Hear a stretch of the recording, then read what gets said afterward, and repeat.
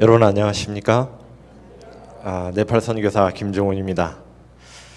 하나님께서 저의 삶에 그리고 저의 선교지에서 어떤 역사를 이루셨는지 그 증인으로서 제가 경험한 것을 여러분들과 그냥 나누도록 하겠습니다. 그 속에서 우리가 하나님의 말씀을 따라 믿음으로 살아갈 때에 하나님께서 그 믿음으로 살아가는 사람들의 삶을 어떻게 인도하시고 그들이 영혼을 구원하기 위해서 기도하면서 나아갈 때 하나님께서 어떠한 역사를 일으켜 주실 수 있는지, 일으켜 주시는지, 그것을 여러분들과 좀 이 시간에 나누도록 하겠습니다. 예레미야 33장 2절 3절입니다. 제가 봉독해 드리겠습니다. 이를 행하는 여호와, 그것을 지어 성취하는 여호와, 그 이름을 여호와라 하는 자가 이같이 이르노라. 너는 내게 부르짖으라. 내가 내게 응답하겠고 내가 알지 못하는 크고 비밀한 일을 내게 보이리라. 여러분, 네팔이라고 하는 나라에 대해서 혹시 좀 잘 아시나요? 아시는 분들 계시겠지만 또 잘 모르시는 분들 계실 것입니다. 네팔이라고 하는 나라를 간단히 좀 소개해 드리겠습니다. 인도와 중국 사이에 끼어 있는 내륙 국가입니다. 바다가 없어요. 세계에서 인구가 가장 많은 최강대국 두 나라 사이에 끼어 있으니 얼마나 힘든 역사를 가지고 있을지 여러분 대충 짐작이 가시죠? 지금도 그렇게 힘들게 살고 있습니다. 아시아에서 최빈국이고요. 1인당 국민소득이 한국의 약 한 30분의 1 정도밖에 안 됩니다. 그러니까 여러분들 월급 받으시는 거에 30분의 1 가지고 네팔 사람들은 살아간다. 그렇게 생각하시면 되겠습니다. 이 뭐죠? 강아지. 소뿐만 아니라 강아지도 이렇게 신으로 섬깁니다. 힌두교인들은 3억 3천만 개의 신을 가지고 있다 그렇게 이야기합니다. 모든 게 다 신이라고 생각하시면 되겠습니다. 물론 그 신의 서열이 있습니다. 소가 상당히 그 서열에서 좀 높은 부분에 있고요. 저희가 복음을 전하면 우리 예수도 믿는다. 근데 예수는 그 서열에서 많이 좀 밀리기 때문에 저 아래 몇백 번째 어디에 있을 거라고 그렇게 이야기를 하기도 합니다. 제가 네팔로 떠나기 전에 저는 목회를 하고 있었고 제 아내는 삼육초등학교의 교사였습니다.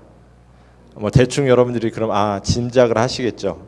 그냥 저희가 만약에 제가 목회를 은퇴할 때까지 하고 제 아내도 저와 함께 같이 이제 교사로서 한 30몇 년 일을 하면 은퇴하고 나면 둘이 합쳐서 연금 한 500만 원 이상 받으면서 또 노후를 아주 그냥 괜찮게 그냥 그럭저럭 살 수 있는 어떤 그런 조건을 가지고 있었어요. 근데 그런 모든 것을 좀 내려놓고 살아계신 그 하나님이 지금도 살아계시다면, 그 홍해를 가르셨던 그 하나님이 지금도 살아계시다면, 그 선교지에서 우리가 영혼을 구원하기 위해서 나아갈 때 하나님께서 뭔가 홍해를 가르는 기적을, 만나를 내리시는 기적을 지금도 행하실 수 있을 것이라는 그 마음이 저에게 들었습니다. 그래서 제가 이제 네팔에 가기로 결정을 하고 이제 출발을 하였습니다.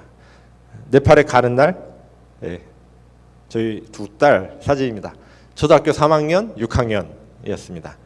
근데 작년에 저희 딸이 이제 커가지고 고등학교를 졸업하고, 큰 딸은 지금 이제 삼육대학 신학과 2학년에 재학 중이고요. 둘째 딸은 이제 서해삼육 고등학교 2학년에 재학 중입니다. 그 당시에 이제 실무교훈 176쪽에 있는 말씀을 읽게 되는데요. 어찌할 바를 모를 때와 어려운 일에 직면하게 될 때 인간에게 도움을 구하지 말라. 모든 것을 누구에게 맡기라고요? 하나님께 맡기라. 그래서 제가 네팔로 가는 첫 발걸음부터 하나님께 모든 것을 맡기고, 하나님께서 제가 생각지 못하는 놀라운 방법으로 저희 이삿짐을 옮겨주셨습니다. 저도 한 1년이 걸릴까 2년이 걸릴까 생각을 했었는데요. 시대소망 330쪽에 보면 그런 말씀도 있습니다. 하나님께서는 우리가 알지 못하는 수천 가지의 길을 준비하고 계시다고요. 네팔에 도착해서 이제 무슨 선교 사업을 해야 할지, 제가 무엇을 할 수 있을지, 무엇을 해야 할지 전혀 모르는 상태였습니다.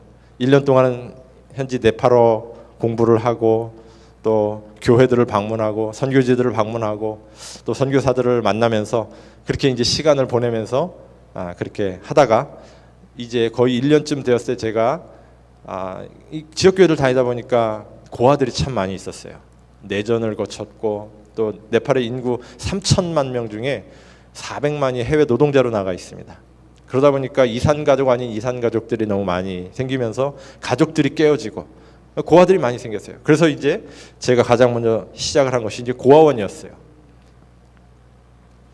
시작할 때도 아무것도 없이 시작을 했습니다.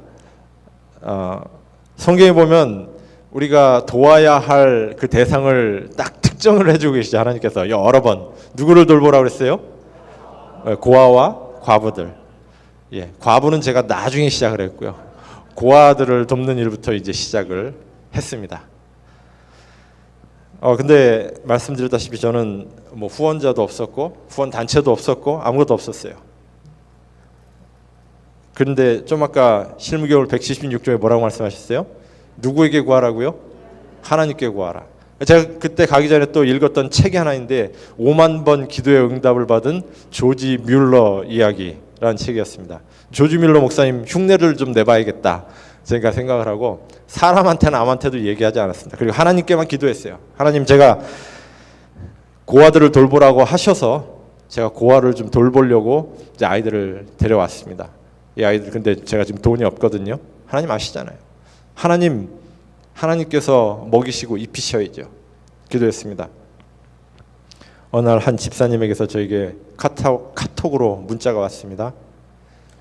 오늘 새벽 기도하고 있는데 그 집사님의 표현을 그대로 빌면 성령께서 제 마음속에 강하게 말씀하시기를 네팔의 고아들을 도와라 그렇게 말씀하셨대요. 그래서 저에게 연락을 하셨어요. 제가 오늘부터 매달 오늘 날짜에 얼마씩 보낼 테니까 고아들을 위해 써주십시오. 그때 우리 고아들을 돌보기에 정확히 필요한 액수의 돈이었습니다.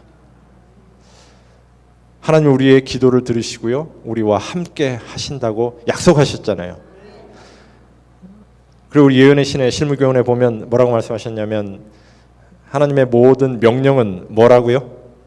약속이라고 그랬습니다. 하나님의 모든 명령은 약속이다.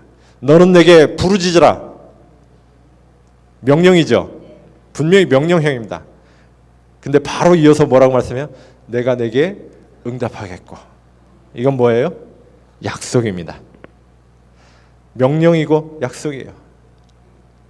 제가 그 말씀을 붙잡고 하나님께 기도했을 때, 이 고아들을 돌보는 일에 한 번도 고아들을 굶긴 적이 없고요. 저희 가족 역시도 마찬가지로 굶지 않았습니다. 필요한 것들을 하나님께서 늘 채워주셨어요. 그래서 지금 고아 아이들이 저보다 키가 더 크게 이렇게 자랐습니다. 저희랑 뭐 9년 정도 같이 산 아이들은요, 지금 이제 고등학교를 거의 졸업할 때가 되어가고 있습니다. 그러면서 이제 저의 네팔에서의 사역이 시작이 되었는데요. 하나님의 명령은 약속이다 라고 하는 것을 제가 그 말씀을 늘 마음에 새기면서 늘 이렇게 이제 선교 사업을 해 나가기 시작했습니다. 근데 그 당시에 이제 무엇을 해야 될지도 모르고 그런 상황이었지만 제 마음 가운데 이제 한 가지 확신하는 것은 저희 출발부터 그랬고 제가 이제 고아들을 돌보는 일을 시작하면서도 그랬고 하나님께서 인도하신다고 하는 사실, 그리고 이게 내가 내 의지와 내 생각이나 어떤 내 경험으로 하는 것이 아니라 하나님께서 제 말씀을 통해서 제 마음 가운데 주신 그 생각, 그 말씀을 붙잡고 확신을 가지고 한 발 한 발 나아갈 때에 하나님께서 그 일을 이루어 주시는 것을 제가 경험하게 됐습니다. 그래서 제가 오늘 이 자리에 여러분들께 말씀을 드리면서도 굉장히 조심스러운 것은요, 이 모든 오늘 제가 드리는 말씀은 제가 한 것이 아니라 하나님께서 이루신 것입니다. 그냥 단지 저를 통하여서 하나님의 뜻을 이루신 것뿐이에요. 그래서 여러분 이 시간이 끝나고 나면 뭐 제 이름과 저에 대한 것은 잊어버리셔도 되고요. 하나님께서 이루신 것만 여러분이 좀 기억하셨으면 좋겠습니다. 역대하 16장 9절에 있는 말씀입니다. 여호와의 눈은 온 땅을 두루 감찰하사 전심으로 자기를 향하는 자를 위하여 능력을 베푸신다. 이렇게 말씀하셨습니다. 어떤 분들은 뭐 저에게 그런 말씀하셨어요. 그래도 한국에서 그래도 10년 이상 목회라도 하고 가고 뭐 이렇게 했으니까 또 후원도 많이 받고 그러니까 지금까지 그렇게 일을 하지 않았는가 이렇게 말씀을 이제 뭐 하시는 분들도 계셨어요. 근데 뭐 맞는 말일 수도 있습니다. 그러나 제가 여러 이제 선교 사업을 하면서 하는 경험들을 보면요, 그게 그렇지 않다는 것을 제가 경험을 하게 됩니다. 내가 가진 뭐 백그라운드, 뭐 배경, 뭐 학위, 그다음에 어떤 뭐 자랑할 만한 것들, 재정 이런 것들로 인해서 하나님의 사업이 도움이 되지 않아요. 그것이 하나님의 사업에 도움이 되지 않습니다. 오히려 방해가 되는 때가 더 많은 것 같아요. 제가 네팔에서 재작년에 이제 네팔에 저희 선교센터에 찾아오신 한 분을 여러분들께 소개하고 싶습니다. 이분 오른쪽에 주황색 옷을 걸쳐 입으신 저분인데요. 이 두 분이 어느 날 저희 선교센터에 찾아오셨습니다. 무슨 일로 오셨나 여쭤봤더니 여기가 안식일을 제대로 지키는 사람들이 있는 데라고 얘기를 들어서 왔다는 거예요. 참고로 한 가지 더 말씀을 드리면요, 네팔은 안식일을 지키는 나라입니다. 국가 전체의 공휴일이 일요일이 아니라 토요일이에요. 그래서 우리 재림교회뿐만 아니라 모든 개신교회가 안식일에 예배를 드립니다. 심지어 천주교회까지도요. 그래서 우리 재림교회가 복음을 전하기가 상당히 좋은 여건을 가지고 있습니다. 그러나 이 네팔 교민 한국 교민이 한 800명 되는데요. 그 중에 500명이 개신교회 선교사 그 가족들이에요. 그러다 보니까 그분들이 또 너무 열심히 이렇게 전파를 하셔가지고 우리 재림교회에 대한 편견은 또 있습니다. 재림교회 좀 이상한 데야. 뭐 이런 편견들을 또 다 가지고는 있어요. 이 여자분을 잠깐 소개하면요, 이분은 한 60세가 조금 넘으신 분이신데요. 조그만 교회를 하나 돌보고 계신 평신도 지도자예요. 근데 이분이 네팔어를 읽을 줄 모르셔요. 그러니까 한글을 모르는 거죠. 근데 어떻게 교회를 지도하고 계실까요? 제가 보니까 아들 하나를 이제 또 고아를 한 명 입양을 해가지고 키우는 아들이 있었어요. 재작년에 제가 만났을 때 그때 한 11살인가 12살이었는데 그 아들이 시간만 나면 엄마를 위해서 성경을 읽어주고 있더라고요. 그러니까 아들이 읽어주는 성경을 읽으면서 이제 들으면서 자기 신앙을 이제 키워가는 분이셨습니다. 어느 날 출애굽기 20장 안식일을 기억하여 거룩히 지키라. 그러면서 그날에 일하지 말고 그날을 거룩히 성별해야 된다는 이야기를 들었는데, 근데 자기가 나가는 교회는 토요일 날 예배는 드리는데 안식일을 제대로 안 지킨단 말이에요. 이분이 안식일을 제대로 지키겠다 결심을 하십니다. 그러니까 성경을 읽다가 몰랐던 거, 새로운 깨달음이 있으면 그대로 그냥 순종을 하는 거예요. 네팔 성도들의 많은 크리스찬들의 그 태도가 그렇습니다. 그런 경험들을 참 많이 하게 되네요. 이분도 그래서 안식일을 제대로 지켜야겠다 결심을 하고 안식일 날 물건도 안 사고 일도 안 하고 멀리 잘 가지도 않고, 그러니까 이제 교인들에게서 핍박이 오기 시작했어요. 결국은 이제 교회에서 쫓겨났습니다. 그리고서 이제 본인이 집에서 그냥 예배를 드리기 시작했어요. 이분이 어떤 분이라고요? 신학 공부하신 분이라고요? 아니요. 근데 이분이 자기 그냥 집에서 예배를 드리기 시작했는데, 제가 재작년에 방문했을 때 한 30여 명이 넘는 성도들이 이렇게 예배를 드리고 있었어요. 이분들이 이제 그 교회 성도들입니다. 근데 이분들이 안식일을 제대로 지키려고 노력을 하다 보니까 일반 교회 가는 데마다 이제 쫓겨나는 거예요. 그리고 왕따를 당하고. 그런데 어디서 거기 한국인 선교사랑 뭐 이렇게 와가지고 예배를 드린다는데 그 사람들도 안식일을 당신처럼, 토요일을 당신처럼 그렇게 얘기하더라 이야기를 들은 거예요. 그래서 저희를 찾아온 것입니다. 근데 이분이 정말 놀라운 일들을 많이 하고 계셨어요. 특별히 이분에게 하나님께서 기도를 통한 신유의 은사를 주셨어요. 그래서 이분이 정말 세상적으로는 내세울 것 아무것도 없고 학식도 없고 성경에 대한 지식도 별로 없고, 그렇지만 하나님에 대한 믿음 하나만은 너무나 단순하게 순종하시는 분이셨어요. 그분이 기도하면요 정말 환자들이 일어나고 낫는 그런 일들이 계속 일어나는 거예요. 그러니까 이분 집에 지금 여기 뭐 대충 보이시죠? 함석으로 막 이렇게 해가지고 이게 이분이 사시는 집이거든요. 자기 집에서 이렇게 30명이 모여서 예배를 드리고 있는. 근데 늘 서너 명의 환자들을 자기 집에 함께 먹이고 재우고 하면서 같이 살아요. 그 평소에 그러면 이제 하루 일과가 어떻게 되시냐 그랬더니 아침 먹고 자기는 숲으로 간대요. 뒤에 정글로 숲으로 가서 2-3시간 하나님께 기도하고 환자분들을 위해 기도하고, 그리고 와서 점심 식사 준비해 가지고 환자분들과 함께 먹고 오후에 또 숲에 간대요. 그리고 또 기도하고 나무 밑에서 기도하고. 그런데 이분이 지도하는 교회가 성도들이 30명 이상이 모이고요. 그분의 기도를 통해서 많은 환자들이 회복되는 것을 저는 봤습니다. 우리에게 필요한 게 많지 않더라고요. 뭐만 필요하죠? 믿음. 하나님 우리에게 요구하시는 게 믿음이더라고요. 제 생각에는 아마 이번 기회를 통해서 여러분들이 수도 없이 많은 말씀을 들었을 거라고 생각합니다. 성경 말씀에 또 경험을 통해서요.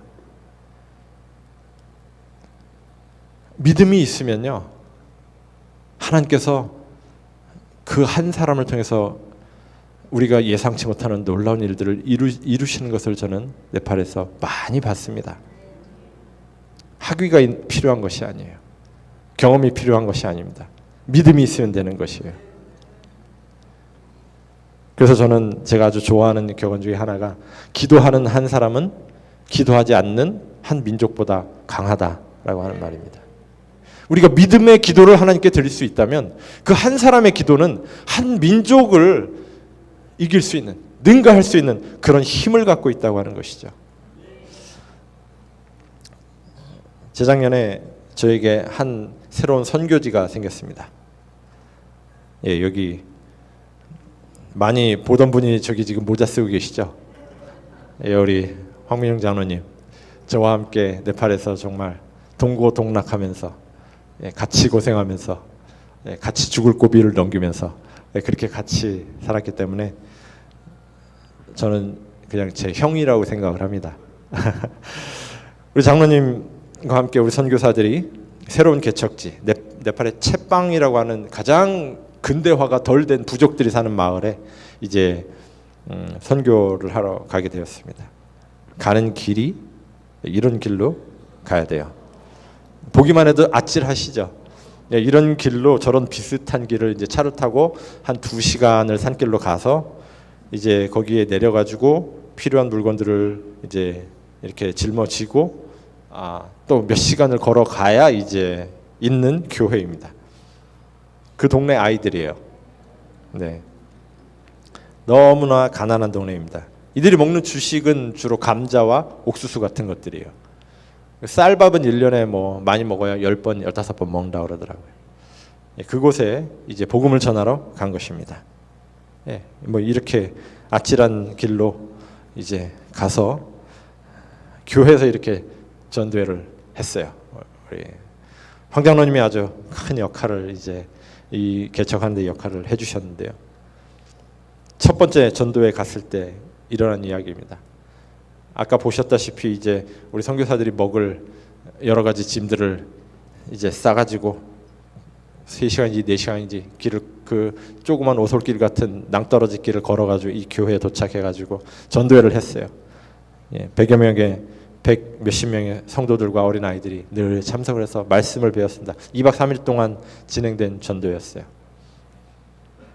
근데 이 성도들이 이제 그쪽 주변에서 모이다 보니까 집이 이렇게 보이거든요. 근데 이제 골짜기가 많다 보니까 어느 집은 1시간 내려갔다 1시간 올라가야 이제 집에 가는, 또 옆으로 또 뭐 1시간 2시간 걷는 건 이 사람들에게는 일상이더라고요. 그래서 그 전도회가 진행될 때 이제 원래는 뭐 이제 밥은 알아서 우리 성도들이 먹고 오고, 이제 우리 간 선교사들과 이제 말씀을 전하는 사람들은 그냥 따로 밥을 해 먹는 것이 원래 계획이었었어요. 근데 성도들이 집에 가서 밥 먹고 오면은 너무 시간이 많이 걸리기 때문에 그럴 수 없다. 그냥 밥을 있는 걸로 해 먹자 해가지고 이제 다 같이 밥을 해 먹게 된 것입니다. 오랜만에 이 사람들도 쌀밥을 좀 먹어보고요. 그렇게 해서 2박 3일 동안 여러 끼의 밥을 해 먹었는데요.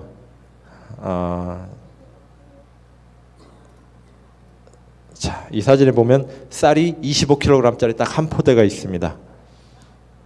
저 한 포대를 가지고 그 100여 명의 사람들과 함께 2박 3일 동안 밥을 해 먹었어요. 아무도 몰랐어요. 그 집회가 끝나고 이제 저희 선교센터로 돌아왔을 때 거기서 밥을 담당하던 청년이 이야기를 하는 것입니다. 근데 좀 이상한 일이 있다고. 쌀을 퍼서 분명히 거의 바닥을 박박 긁어가지고 이제 뭐 100명이 한 120, 30명, 150명 가까이 되는 사람들이 밥을 먹어야 되는데 뭐 그러니 25kg짜리 쌀 한 포대 가지고 뭐 몇 개나 먹겠어요. 바닥까지 긁어가지고 밥을 해 먹었는데 그 다음 끼에 가보면 이상하게 쌀이 또 있었대요. 그래가지고 누가 갖다 채워놨나 보다. 그러고 이제 또 해 먹었다는 거예요. 근데 여러분 지금 보셨다시피 이런 길로 차 타고 산골짜기 길로 2시간을 차 타고 가가지고 아슬아슬한 길로 그 쌀을 또 이렇게 지고 올라가가지고 3시간인지 4시간인지 가야 그 교회가 있어요. 누가 이거 쌀 떨어졌네 빨리 가서 한 포대 뭐 배달시켜? 아니면 뭐 사와? 할 수가 있는 형편이 아니에요. 거기 그 동네가. 그리고 그럴 돈을 갖고 있는 사람도 없고요. 무슨 일일까요? 우리가 복음을 전하러 나갔을 때 하나님께서 오병이어의 기적을 경험하게 해주셨습니다. 그건 하나님께서 하신 일이었어요. 우리가 돈이 없다고요? 뭐가 없다고요? 여러분 하나님을 욕되게 하지 마시기 바랍니다. 저는 한국 교회에서 돈이 없어서 선교를 못한다는 이야기를 들을 때마다 참 가슴이 아파요. 왜 하나님을 저렇게 격하시키나? 하나님의 능력이 그거밖에 안 되나요? 창세기 1장 1절이 뭐예요? 태초에 하나님이 천지를 창조하시니라. 성경은 하나님의 존재와 그분의 능력을 선언하는 것으로 시작하고 있습니다. 그것을 믿고 안 믿고는 우리의 선택이에요. 우리가 그것을 믿는다면, 우리가 그것을 믿기 때문에 이 자리에 나와 있다면 온 천하 만물이 다 누구에게 속한 것이라고요? 하나님께 속한 거예요. 우리가 복음을 전하러 나갈 때요. 돈이 없다고요? 뭐가 부족하다고요? 하나님이 주실 수 있어요. 수도 없는 약속이 성경과 예언의 신에 기록되어 있습니다. 중요한 건 늘 사람은 자꾸 방법이나 어떤 뭔가를 찾아요. 근데 하나님은 뭘 찾으신다고요? 사람을 찾으신다고요. 믿음으로 나아갈 사람이요. 하나님만 전적으로 의지하고 나아갈 사람을 하나님이 찾으신다고 하는 것입니다. 그래서 제가 그것을 네팔에서의 어떤 선교 사역을 통해 그것을 배웠습니다. 제가 이 전도회를 통해서요, 나중에 2번의 침례식을 했고 105명이 주님 앞에 나오는 그런 경험을 하게 되었습니다. 이게 저와 함께 선교하는 우리 선교사들입니다. 복음교육자 60쪽에 보니까 하나님의 명령에 따르는 능력은 무한하다라고 기록되어 있더라고요. 영감의 글, 하나님의 말씀을 내 것으로 삼으면요, 그 일이 이루어지는 것입니다. 그러면서 제 시대소망 668쪽에 보니까 그분은 그들을 쓰실 때가 있으시며 그들이 당신의 이름을 영화롭게 하려고 당신에게 가장 큰 요구를 할 때에 매우 기뻐하신다. 그렇게 되어 있더라고요. 만일 그들이 그분의 약속들을 믿는다면 그들은 큰 것을 기대할 수 있다. 그래서 제가 하나님께 겁도 없이 큰 거를 자꾸 요구를 했어요. 처음으로 저희 청년들과 함께 청년들을 선교사로 훈련시키는 일을 시작을 했고요. 이게 바로 직전에 있었던 우리 청년 선교사 이제 졸업식이었습니다. 저희가 3개월씩 훈련시켜서 파송하는 일을 이제 23번을 했습니다. 이렇게 하다 보니까 놀라운 일들이 많이 일어났어요. 재림교회 청년들을 모아서 이렇게 했는데 어느 날 순복음교회 목사님에게 전화가 왔습니다. 우리 교회 청년들을 보내도 되냐고. 돼요, 안 돼요? 되죠. 얼마든지 보내시라고 그랬어요. 그 다음 감리교회, 장로교회, 침례교회 여러 교회 목사님들께서 이제 청년들을 보내셨습니다. 청년들이 와서 공부하고 돌아가서 그들의 삶이 바뀌고 그들이 열심히 교회에서 봉사하는 모습을 보고, 때로는 이 신학을 전공하지 않으신 그 교회에 평신도 목사님이 계신데 그 목사님보다 성경을 더 잘 가리는 것처럼, 잘 가르치는 것처럼 보이는 경우도 있었나 봐요. 목사님들께서 연락이 왔습니다. 그 3개월 훈련하는데 나도 좀 참석하면 안 되냐고. 그래서 저희가 그런 목사님, 개신교회 목사님들만을 위한 훈련을 따로 계획을 했습니다. 처음에 이제 이렇게 8분이 오셨고요. 예, 여기도 우리 황장로님께서 참 열심히 도와주셨습니다. 그리고 작년에는 25명의 우리 개신교회 목사님들과 지도자분들이 오셔가지고 3달 동안 눈 뜰 때부터 눈 감을 때까지 우리 재림교회 진리를 공부하셨습니다. 다니엘, 계시록, 성서 진리까지 3달 동안 아침부터 저녁까지 우리 재림교회 진리 공부하면 어떻게 될까요? 재림교인 되는 거죠. 그분들이 돌아가서 뭘 가르치실까요? 재림교회가 가르치는 이 진리를 가르치시는 것입니다. 그렇게 우리가 개신교회 목사님들과 접촉을 하던 중에 지금까지 현재 이제 65개, 64개, 65개 정도의 우리 개신교회가 우리 재림교회 기별을 받아들이고 재림교회 간판을 좀 붙였습니다. 예. 근데 그 과정 속에서 많은 이제 여러 가지 일들이 일어났는데요. 그 재림교회 기별을 받아들이고 간판을 붙이신 목사님이 자꾸 또 동료 목사님들을 이제 데리고 오시고 저희를 소개시켜 주시고 성경을 공부하게 하셨어요. 그러다가 한 3년 전에 빌리버스 처치라고 하는 한국에는 정확하게 어떤 교단인지 잘 모르겠습니다. 영어로는 빌리버스 처치라고 그렇게 돼 있는 교단의 이제 총회장님이시죠. 512개의 교회가 소속되어 있는 교회입니다. 그 총회장님이 저희들과 성경을 공부하게 되셨고요. 정말 오랫동안 저희 집회에 참석하시고 또 이 사진처럼 개인적으로 저희 부목사님과 네팔인 목사님과 또 안식일 오후마다 매일 2시간씩 이 목사님들이 오셔가지고 이 4분의 목사님 모두 다 그 빌리버스 처치 그 교회 교단의 이제 핵심 회장님, 뭐 총무, 뭐 이제 우리 교회를 말하면 그런 분들이셨어요. 그리고서 올 초에 이 4분이 이 재림교회가 갖고 있는 이 진리는 성경에 기초한 너무나 분명한 진리다라는 것을 확신하셨어요. 우리 교단 전체가 이 진리를 받아들이고 우리 재림교회와 우리 교단이 합병을 하자고 그렇게 제안을 해왔어요. 죄송한 말씀이지만 그러나 저희가 준비가 되어 있지 않았어요. 그래서 당장 그것을 못하고요. 그러나 하나님께서 또 계획이 다 있으셨던 것 같아요. 그쪽 저희 재림교회 교단이나 어떤 교회 조직이 굉장히 약한 상태였거든요. 근데 올해 이거 아직 발표되지 않은 내용인데요. 우리 네팔이 북아태 지회로 소속이 변경이 되게 됐어요. 그래서 아마 정말 특별한 일이 없는 한 10월달 이제 대총회 연례 행정위원회에서 이제 결의가 되면 네팔이 북아태 지회로 소속이 됩니다. 그럼 우리 북아태 지회에서 이제 네팔에 지금 저희가 접촉하고 있는 이 빌리버스 처치 512개의 교회와 또 50개의 교회를 돌보고 계시는 이벤젤리컬 처치 교회 또 총회장 목사님 이런 분들이 지금 저희 진리를 다 깨닫고 우리 재림 기별을 받아들이기로 결심을 하셨습니다. 현재 이렇게 저희가 그래서 접촉을 하고 가르치고 있는 교회가 한 800여 개가 됩니다. 지금 네팔 전역에서 빨리 우리 동네 와서 좀 목사님들을 위한 그 성경 공부 집회를 해달라고 요청이 오고 있어요. 그래서 저희가 이제 일단 첫 번째로는 저희 선교훈련센터에서 약 한 100여 분의 목사님을 전국에서 초청을 해가지고 그분들에게 이제 우리 진리를 가르치는 4박 5일간의 집회를 했고요. 이 목사님들이 이제 그때 참석하신 분들이십니다. 이제 이 집회가 끝나고 나서 네팔 동부 자파라고 하는 지역에 가서 그쪽 지역에 약 30여 분의 개신교회 목사님들과 함께 이틀 동안 또 하나님의 말씀을 공부했습니다. 그리고 네팔 중부의 니지가리라고 하는 지역에 와서 또 한 20여 분의 목사님들을 모아서 저희가 또 말씀을 가르쳤어요. 네팔 서부에서 오신 한 목사님이 계십니다. 217개를 돌보고 계신 분이에요. 미국에서 리더십으로 박사학위를 받으신 정말 엘리트 중에 엘리트예요.